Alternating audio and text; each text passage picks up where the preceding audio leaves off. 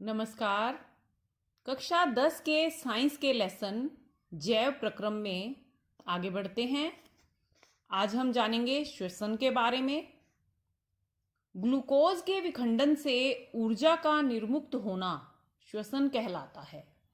श्वसन की यह परिभाषा आप कक्षा 6 से पढ़ते आ रहे हैं, लेकिन यह ग्लूकोज शरीर में कहाँ से आता है और इसका विखंडन कैसे होता है, अब हमें इसे विस्तार से पढ़ना है। इसी लेसन के लास्ट टॉपिक में हमने पढ़ा था कि पचित भोजन का अवशोषण क्षुद्रांत्र के दीर्घ रोमों के द्वारा किया जाता है। इस पचित भोजन में प्रचुर मात्रा में ग्लूकोज होता है। इसी ग्लूकोज का विखंडन ऑक्सीजन के द्वारा किया जाता है और इस ऑक्सीजन को हम श्वास लेते समय ग्रहण करते हैं। इसकी जो ऑक्सीजन से ग्लूकोज के टूटने की जो अभिक्रिया है वो इस प्रकार होती है। ग्लूकोज का रासायनिक सूत्र होता है C6H12O6। ऑक्सीजन की उपस्थिति में यह ग्लूकोज टूटता है और इसके टूटने से बनता है कार्बन डाइऑक्साइड और जल, और साथ में निकलती है ऊर्जा। आप इसे अपनी कॉपी में सीधा लिख सकते हैं। और यही ऊर्जा जो होती है यह हमारे शरीर को कार्यक्षम बनाए रखती है। अब आप याद रखिएगा कि भोजन को सिर्फ खा लेने या पचा लेने से ऊर्जा नहीं मिल जाती। जब पचित भोजन के ग्लूकोज का विखंडन ऑक्सीजन के द्वारा होता है तभी हमें ऊर्जा की प्राप्ति होती है। हमारे शरीर में चूंकि ग्लूकोज का जो विखंडन है वो ऑक्सीजन की उपस्थिति में यानी वायु की उपस्थिति में होता है, इसलिए इसे हम वायवीय श्वसन कहते हैं। वायवीय श्वसन में इस एक ही चरण से ग्लूकोज का विखंडन नहीं हो जाता। इसके पहले चरण में ग्लूकोज जो कि 6 कार्बन वाला एक अणु है, अभी आपने देखा C6 कार्बन, इसमें 6 परमाणु हैं।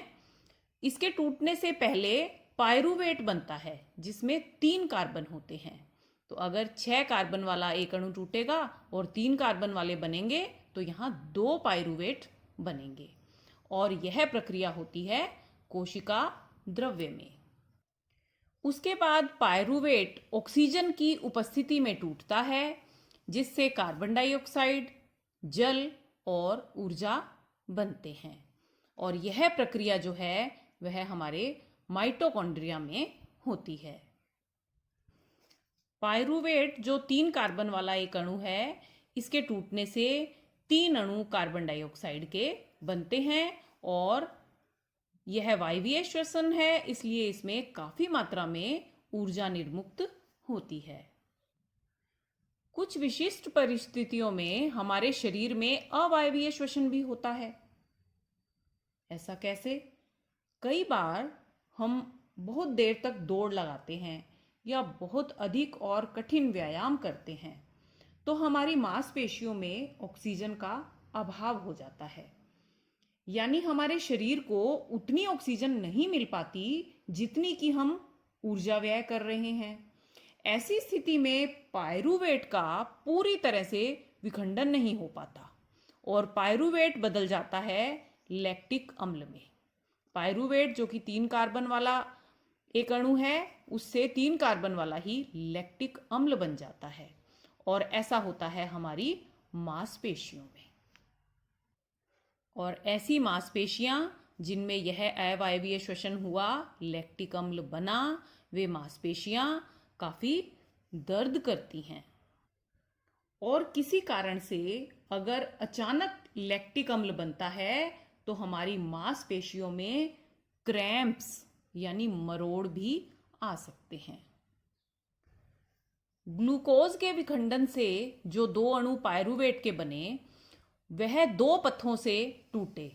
हमने देखा वायवीय श्वसन में पायरुवेट से कार्बन डाइऑक्साइड, जल और ऊर्जा प्राप्त हुए, और हमारे शरीर में ही मांसपेशियों में जो अवायवीय श्वसन हुआ उसमें पायरुवेट लैक्टिक अम्ल में बदला। इसके अलावा पायरुवेट के टूटने का एक और प्रक्रम होता है, उसके बारे में जानते हैं। यीस्ट का नाम आपने सुना होगा, छोटी कक्षाओं में इसके बारे में आता है। यह एक कोशिकीय कवक है जो मुकुलन के द्वारा वृद्धि करता है। इसका उपयोग बेकरी उद्योग में यानी ब्रेड, केक, पेस्ट्री बनाने में किया जाता है। किण्वन के समय यीस्ट में ग्लूकोज का विखंडन वायु की अनुपस्थिति में होता है, यानी इसमें अवायवीय श्वसन होता है। पहले प्रक्रम में कोशिका द्रव्य में 6 कार्बन वाले ग्लूकोज से 3 कार्बन वाला पायरुवेट बन जाता है। उसके बाद पायरुवेट जो है एथेनॉल में और कार्बन डाइऑक्साइड में टूटता है। एथेनॉल 2 कार्बन वाला एक अणु है जिसका रासायनिक सूत्र C2H5OH होता है। इस प्रक्रिया में भी कुछ मात्रा में ऊर्जा निर्मुक्त होती है और इस कार्बन डाइऑक्साइड की उपस्थिति के कारण ही जो बेकरी उद्योग के प्रोडक्ट्स होते हैं वे काफ़ी फूले हुए होते हैं। आपने केक, ब्रेड आदि खाए होंगे। ब्रेड में तो छेद भी दिखाई देते हैं, उसका कारण यही कार्बन डाइऑक्साइड होती है। यह पूरा प्रक्रम ऑक्सीजन की अनुपस्थिति में होता है, इसलिए इसे अवायवीय श्वसन कहा जाता है। वायवीय श्वसन में अवायवीय श्वसन की अपेक्षा अधिक मात्रा में ऊर्जा मोचित होती है, यानी निर्मुक्त होती है।